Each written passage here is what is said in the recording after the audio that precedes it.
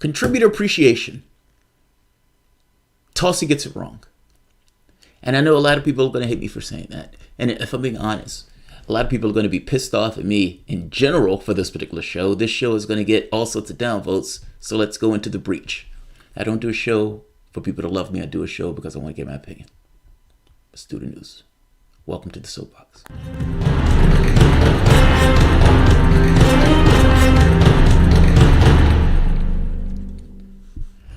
My name is Jamarl Thomas. This is the Progressive Soapbox, and this is the Contributor Appreciation Show.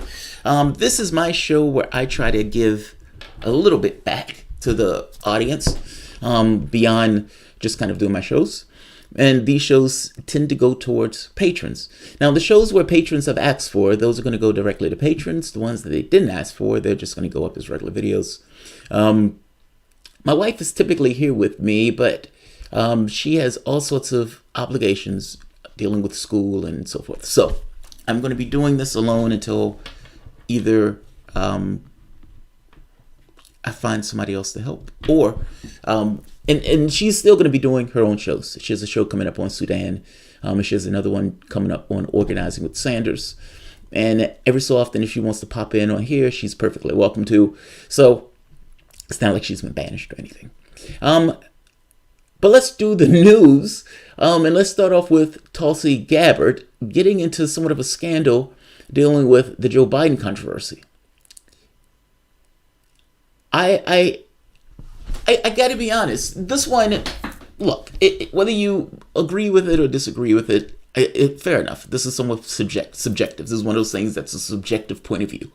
But I will give mine, and I have to be honest. I think Tulsi gets this one wrong. I will give the backstory just so people understand what I'm talking about. And I will give why I think Tulsi gets this one wrong. She gets it right and she gets it wrong. And I'll give what I mean. Joe Biden creates a bit of a stare. Now, this wasn't so much of a stare initially. Cory Booker, drama queen Cory Booker, starts doing his drama queen thing. And it draws a spotlight around something that even though Cory Booker was playing politics, the overarching thing wasn't. And it drew a circle around something that should have been drawn a circle around. And that Joe Biden, being, you can say, politically incompetent and racially insensitive, created a controversy on its own. He's a gaffe machine. It's a gaffe, but it's a severe gaffe. It's not, Tulsi Gabbard is to some degree minimizing it. And she herself is playing politics with this issue. Now, I like Tulsi Gabbard. That doesn't change with this. I can have a disagreement with a person in regards to something that they do and not necessarily entirely change my political disposition around them. If you notice, I've done videos attacking Sanders, and I've had people say, fuck you, man, for going after Bernie Sanders, missing the point that Bernie Sanders is my horse. I can disagree with a person. It's called being a goddamn human being. And not necessarily being a toady. My job is not to be a toady. My job is to give my opinion. All right. So backstory. Joe Biden, at a speech or some kind of conference or fundraiser, is trying to give a note about civility. He's trying to give this note about how back in the old days, back in this old style politic, we used to be able to, disagree, but by the same token, we were civil with one another in those disagreements. That's his basic point. The problem with this point is he's hugging a racist to do it. Not just the racist, meaning the person feels that way, but an out and out, brazen, screaming in the day racist to do it. It's like hugging a Nazi. And he's doing so full-throatedly. And then when you start looking into this, you find that he's done this over the course of his career. And not just done this over the course of his career, not just hugging a Nazi, actively looking for racists to help him in policies to push back against integration. That's a problem. You find that he was friends with these racists. You find that not just friends with these racists, he did a eulogy for Strom Thurmond recently. These guys were close. Close in a way where he worked with Strom Thurmond, an out-and-out racist, in order to put more black bodies in prison. That crime bill was a racist crime bill. And when I say a racist crime bill, there was a disparity in regards to crack and cocaine where blacks were being put in prison for longer. Bill Clinton did a study for that, and found out that the reason why there were so many African Americans in prisons was because of that very disparity in the way that they used crack and cocaine. And Bill Clinton kept that in that bill anyway. Joe Biden pushed that bill. Joe Biden was to the right of Ronald Reagan on those things, on issues of crime and imprisonment and incarceration. That's a problem. The fact that you're working with a racist to put blacks in prison for longer prison sentences is a problem. It draws a circle around those issues when Joe Biden is out there screaming that the height of civility is him hugging racists. Now, this is what Joe Biden said, just so we're being very specific. And this is backstory, but I need to explain my perspective of this. Mr. Biden then recalled his time serving in the Senate. I was in a caucus with James O. Eastland, Mr. Biden said, briefly channeling the late Senator's Southern drawl. Mr. Biden said of Eastland, he never called me boy. He always called me son. I'm glad he never called you boy. The person that he's thinking of fondly here was a plantation owner and thought of blacks as inferior human beings. I'm glad he never called Joe Biden boy. I guarantee you he called a lot of other people boy and a lot of other worse names than that. But he got along with Joe Biden, so I guess everything is okay. He never called me boy. Mr. Biden then brought up the deceased Georgia governor, a guy like Herman Talmadge. Before we get back to Talmadge, though, letters also emerged of one Mr. Joe Biden seeking out Eastland's assistance on issues of busing, issues of integration. He was looking for his assistance to stop issues of integration. Letters have come up showing that Mr. Biden interaction with this guy. Not to mention Mr. Biden's relationship with Eastman goes back before Biden even took office. Let's keep going. One of the meanest guys you ever knew, talked about Herman Talmadge. You go down the list of these guys, well, what? At least there was some civility. We got things done. We didn't agree on much of anything, but we got things done. We got it finished. But today you look at the opposite side and they're your enemy, not the opposition, the enemy. His point is not lost on me. I understand his point. Back in those days, you could disagree and you can be civil in your disagreements and you can still get things done. I've moved on from that point.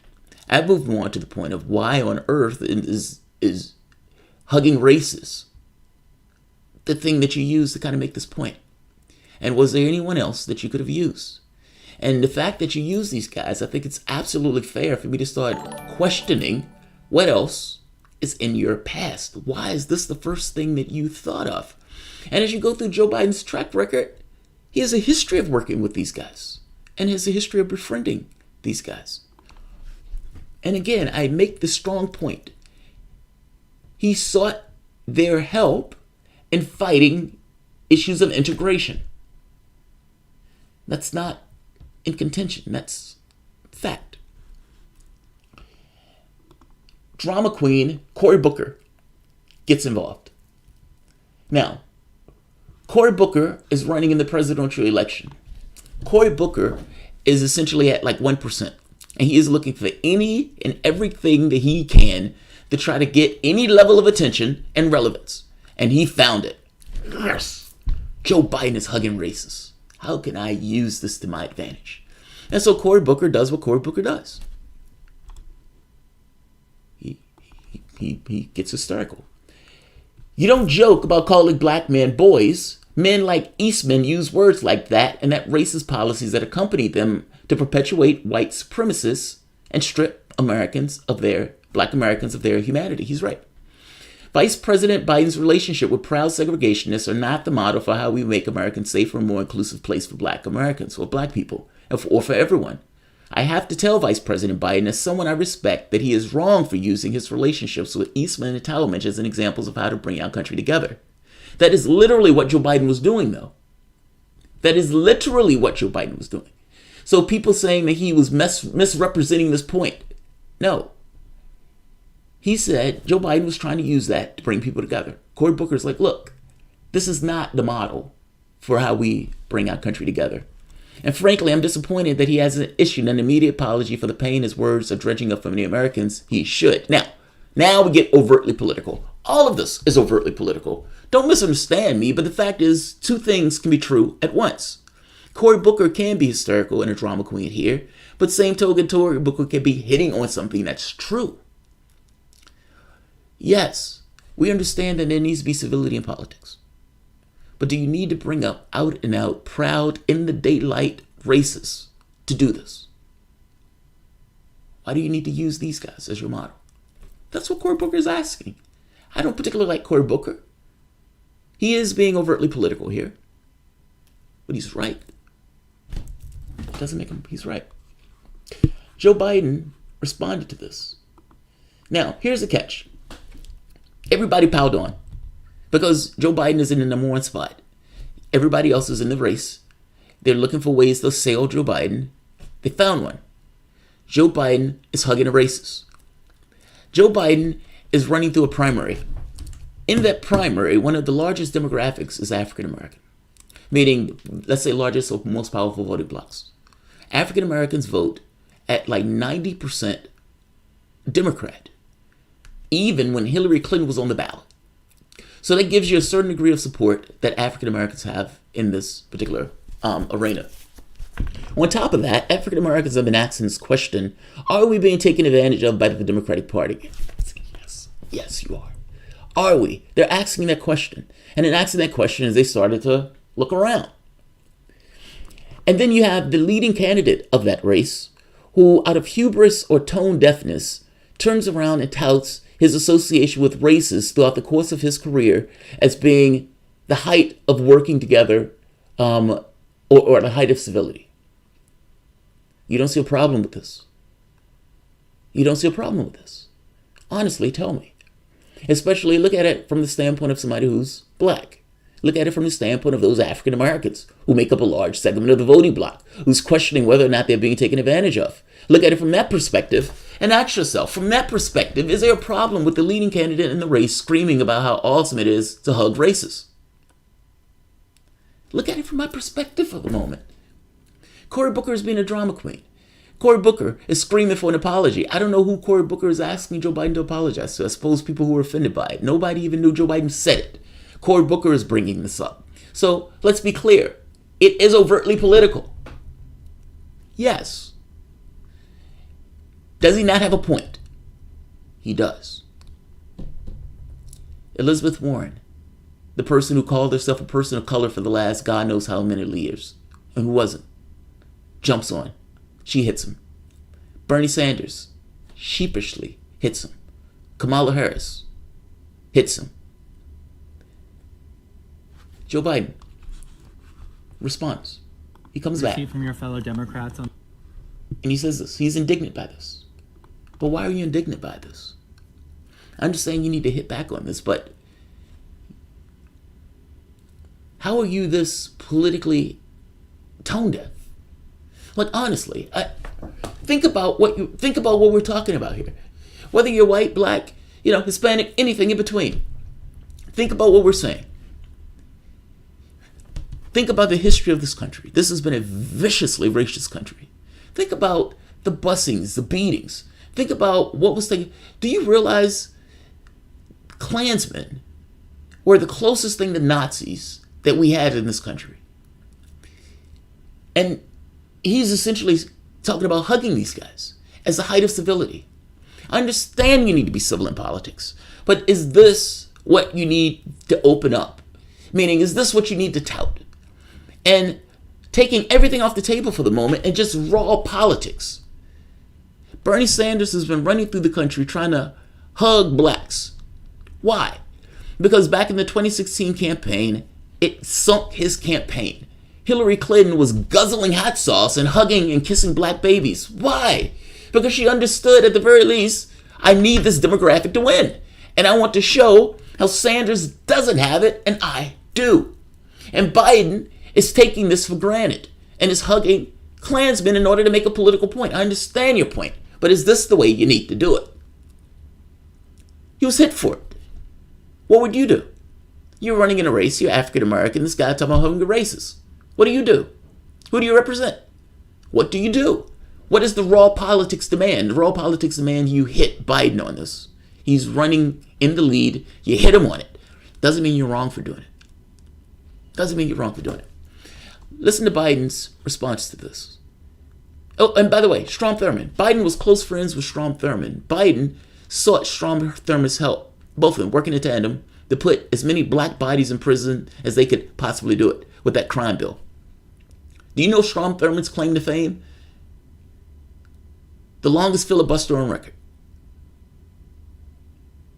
You would never guess how many hours. 24 hours and 18 minutes. A bunch of racist, hateful, and foul pushing him to stand there in order to stop the civil rights movement. He was literally standing against the tide of history. He was so full of racist bile and hatred that he was able to do it 24 hours and 18 minutes. He failed. Civil rights movement. Joe Biden's friend. So much so he gave him the eulogy for his funeral. Let's hear Joe Biden respond to Cory Booker and everybody else that's pushing back against him. From your fellow Democrats on the segregationist comments? The answer is yes. Here's the deal. What I was talking about, I could not have disagreed with Jim Eastland more. And he was a segregationist. I ran for the United States Senate because I disagreed with the views of the segregationists, for many of them in the Senate at the time. As I led the Judiciary Committee, I was able to pass, what I was talking about was the Voting Rights Act. I was able to pass the Voting Rights Act when I was a young senator, when he was still the chairman. We voted against him and beat him in the Voting Rights Act. Secondly, when I was chairman of the committee, I extended the Voting Rights Act for 25 years, not 5 years. In addition to that, I made it very clear by the last time as I was on that committee, I was chairman of Foreign Relations, but I was a lead Democrat. We extended another 25 years, and we got 98 out of 98 votes for it. The point I'm making is you don't have to agree. You don't have to like the people in terms of their views, but you just simply make the case and you beat them. You beat them without changing the system. How does it feel? Just to put a pin right there, you beat them without changing the systems. I have no idea what that last part means. But I got to be honest, I want to change the way the system runs. I mean, how on earth, if a system is working in the way that it works in order to produce the outcome that it produces, how do you really change the top layer without changing the system itself that produces the behaviors within the system? I don't know how that works. But that's Biden. Now, Tulsi gets in on this. And not just Tulsi. Cory Booker responds to this on Don Lemon. Don Lemon gets Cory Booker on, and Cory Booker does what Cory Booker does. He's a drama queen. But again, just because he's a drama queen doesn't necessarily mean he has a point. And his basic point is, you're dredging up an extraordinarily problematic history and a complicated history in this country. And when you're looking at people to raise to levels of whatever, are these the people that you want to raise? Like, couldn't you have used John McCain? Could you have used Rand Paul? Like, think of all the people who are right-wingers that you could have potentially used throughout the course of your history. And I have to be honest, why wouldn't this draw a red line or circle around Joe Biden to ask the question, what is Joe Biden's track record? Now, I understand that Joe Biden worked on those things, and fair enough, but I'm still making this point that he also worked with these guys out and out racists, befriended out and out racists in order to get them, in order to help them stop sections of integration. That's just true. Now, Tulsi Gabbard chimes in on this. Tulsi Gabbard is right and Tulsi Gabbard is wrong. Both things can be true at once. She's right in the specifics, meaning the basic raw politics of it. What she gets wrong is that a community, meaning an African American community, that's had a certain track record in this country and that had a very mindfulness of that track record in this country, can have qualms with something that Joe Biden is saying, especially when Joe Biden is using it in these terms. I'm not offended by what Joe Biden said. I'm not even mad per se at what Joe Biden's saying. Looking at this somewhat away and dispassionately, it's just horrible politics. I understand that people in this country have certain feelings about the track record in this country. Somebody, Ilhan, can make a comment about lobbies and and money, and the way that money from those lobbies influences politics. And they scream and howl at the height of her lungs that she's being anti-Semitic. My point is, things like that, where you bring up anything pertaining to Jews, people flip out. And oftentimes they're flipping out over things when people are just using it in overtly political means. In this case, Biden is literally saying this, and you look back at Joe Biden's history, and you're saying that the African American community is somehow wrong or should not be bothered by a track record that showed a candidate pushing back against integration. Or, for that matter, that crime bill that put a lot of us in bars and cages. I don't understand why we shouldn't be bothered by this, or at the very least, it shouldn't raise an eyebrow. I don't understand that. Tulsi Gabbard adds in her 2 cents. Warren, Harris, Joe Biden did not celebrate Okado segregationists. His critics have unfairly misrepresented his important message to score cheap political points. I agree with Clyburn and Biden. In order for Congress and the president to get things done for the American people, there needs to be civility in Washington and in the country, the ability to work with those who disagree, even those who hold views we abhor. In order for Congress to work for the American people, we need to find common ground with each other. That is not possible without civility. We don't need another president who's going to continue to divide our country. We need a president who will unite us. The United States, united we stand, divided we fall. Technically, you are right. Technically, you're right. Cory Booker getting hysterical was to score political points. But cheap. Is it really cheap for somebody to draw a circle around this guy is hugging racists? He's going arm in arm with Klansmen. Cory Booker didn't undermine what Joe Biden was saying. In fact, to be fair to Tulsi Gabbard, she didn't necessarily bring in Warren and Harris, but all of this started, she didn't bring in Booker, but all of this was started with Booker making this point, with Harris and Warren adding into this. I guess my point is this. While you're technically right that Booker, Harris, all of these guys were doing this to score political points, you too are also adding in this to some degree score political points from this standpoint, from your brand side of I'm above it all. The problem is by adding yourself into it, you pull yourself into it. There is no way of being above this process. You're therefore against it. You take a political position on it. There's no way to be above the fray. That's the first point. Meaning, yes, they are also getting in it, but so are you. Second point.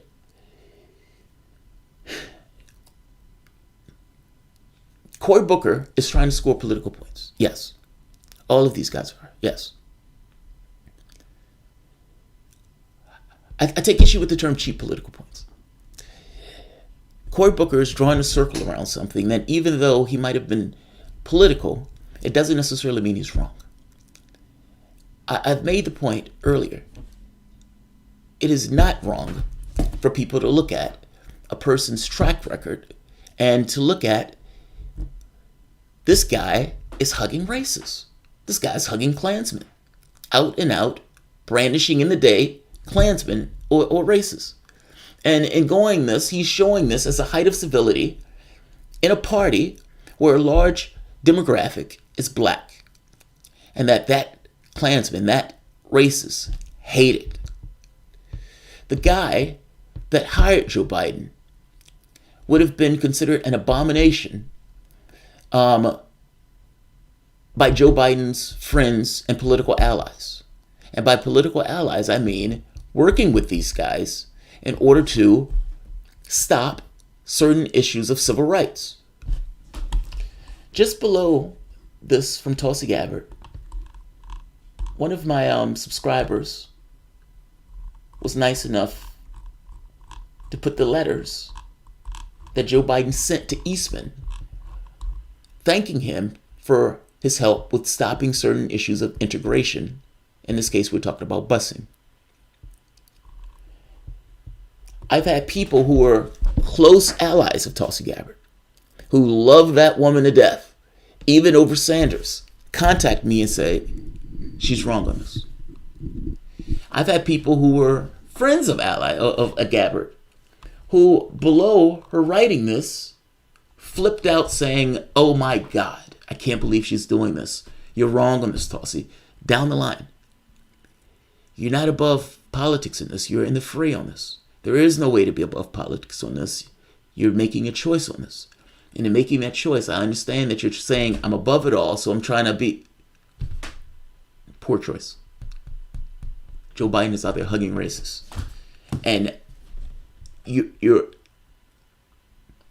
Nobody missed Joe Biden's point. People moved away from that point when they realized Joe Biden was hugging racists. You adding in is technically, yes, they're trying to score political points. In the overarching narrative, no, because this is politically tone deaf, racially insensitive, and Joe Biden is out there talking about, 90% of African Americans vote Democrat. And this is the language that you're going to use, and this is the argument that you're going to make. Poor choice. Poor choice. Let's see, who's here? I'm pretty sure people are going to disagree with me. Jason from Detroit. What's happening, Jason from Detroit? Hollingsworth, I hear a lot of people walking away from Tulsi camp because of this. Look, this in no way makes me like Tulsi any less.